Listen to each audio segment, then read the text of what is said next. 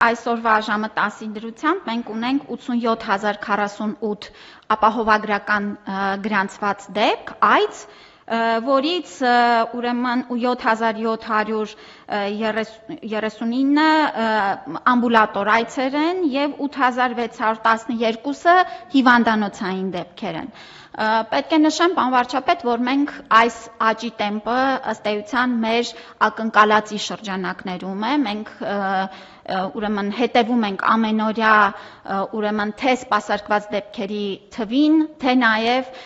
փաստացի առաջացած քաղաքացիների, բուժաշխատողների, բժշկական կենտրոնների վարչական անձնակազմի կողմից մեր բոլոր բարձրացված հարցերին, ընթացիկ շտկումներ ենք իրականացնում, որ համակարգը ավելի մարդակենտրոն և ավելի քիչ պրոցեսներ իր մեջ ներառող լինի այս ճանապարհը, բայց ընդհանուր առմամբ, պարոն վարչապետ, նաև այցերը և հարցումներն ու